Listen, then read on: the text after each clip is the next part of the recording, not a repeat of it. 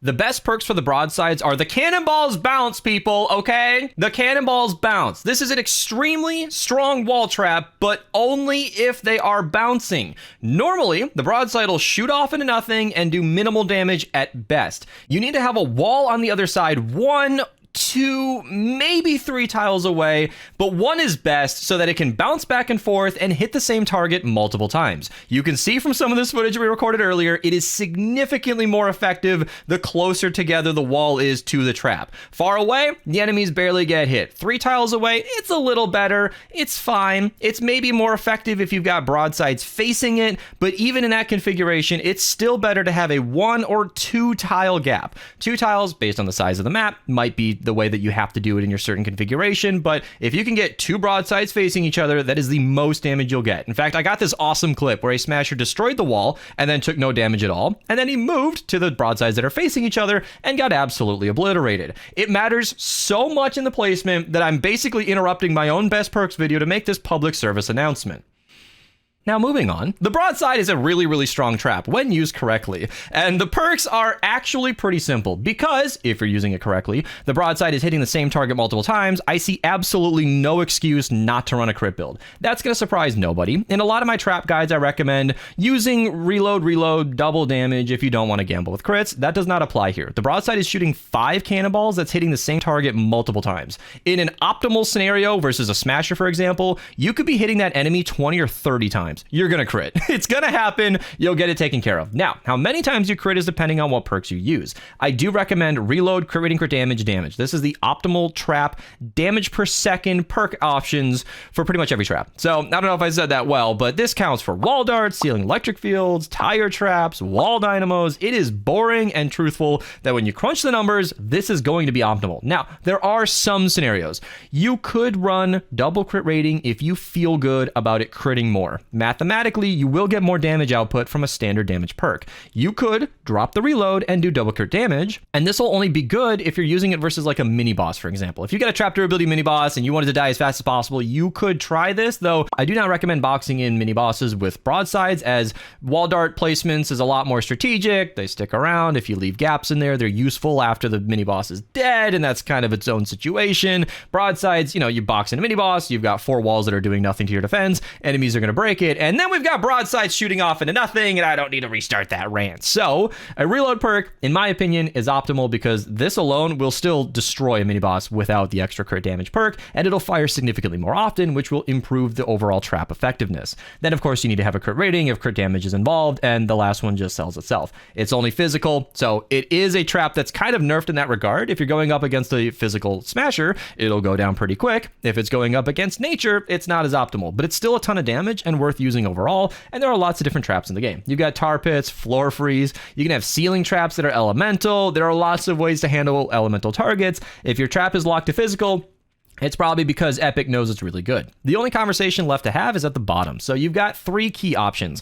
I recommend any of these depending on your playstyle. I'll explain my choice here, but I'll start from the other ones. Durability is completely understandable. If you're a new player, you're just using this trap for the first time, you don't have everything unlocked, your survivor squads aren't maxed out, we'll talk about that in a second, and your trap is breaking throughout the defense of the mission, a durability perk makes total sense. There is absolutely no shame in switching your perk and doing what I can demonstrate here. Go to your backpack, switch the perk, then you can just go ahead, hit recycle, you can find your broadsides, recycle everything, and then just change the perk and craft a whole new stack. You get 100% returns when you replace a perk on your trap, and that's actually something I did in preparation for this video.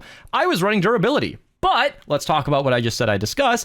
Durability can be achieved elsewhere. So I have a whole video on how to raise your power level, link to that down below. That video is, you're not going to believe it, focused on your power level, but a major contributing part of that is your survivor squads. And there are a lot of bonuses with your survivor squads. You can see some examples here. Trap damage, shield bonus, health bonus, there's like ranged weapon bonus, melee, it's a lot. There's a lot going on. And they make a scientifically negligible amount. And I say that meaning I'm not being hyperbolic here. I mean, it will make a difference difference so minimal that you will not kill enemies quicker.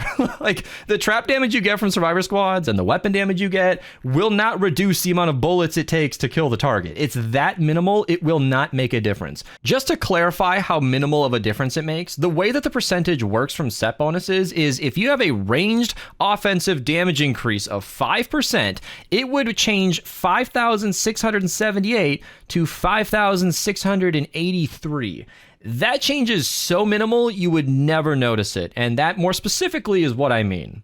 The only set bonus in the current version of the game, and I hope Epic changes this, is trap durability. That's the only one that is going to make a noticeable difference in your game. The max trap durability, thank you to people in my stream chat, by the way, Twitch link down below. I record these live on stream. They reminded me that the max trap durability you can get is 292% without Machinist Harper. We'll talk about her in a second.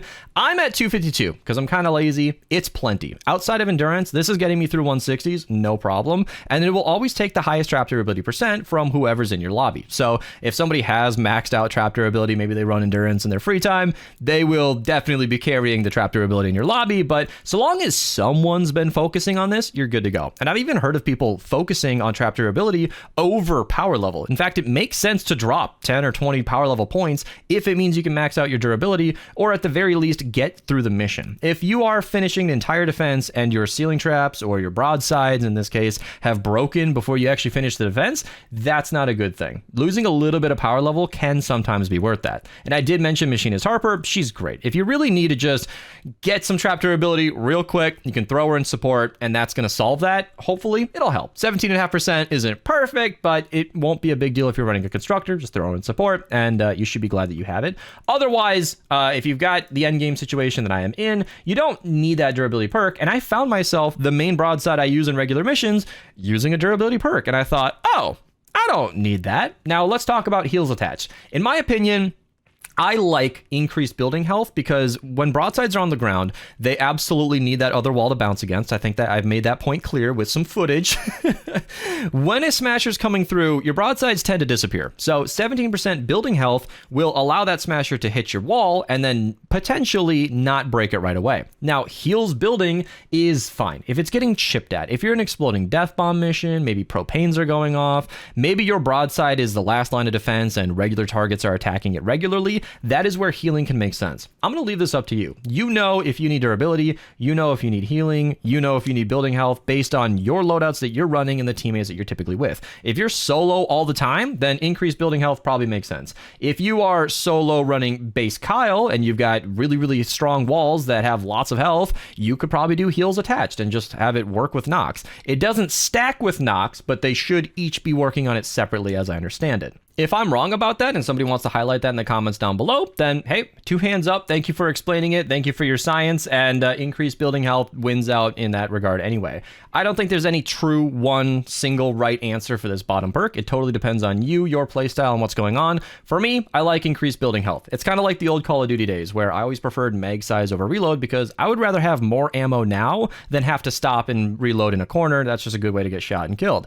In Save the World, it's not that much different. Like, healing over time is great, but if a smasher rolls through and your wall is gone, it doesn't matter anymore. So if 70% can be just enough to keep it alive, fingers crossed, I'm not even sure if it is, I'd like to roll those dice and at least work with that. You know, helping against propanes and death bombs alone is still nice to have. So yeah, there you go. That's the broadside best perks. That's how to use it correctly. I made this video because my old video was like 6 years old and I don't think the perks have changed at all, but I get comments on people using them wrong daily. It is a blight on the community, and if I can help just a little bit in teaching people that the balls bounce and you need them to bounce to be most effective, that's all I can do. So subscribe if you're new, use code Mista in the item shop if you guys want to support me through purchases. I'll see you guys in the next one, and enjoy your missions, everybody. I hope this helped. Please be polite to your teammates if anybody ever brings this up, as we're all just trying to be most effective versus the husks.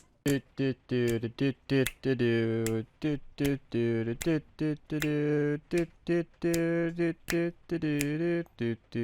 then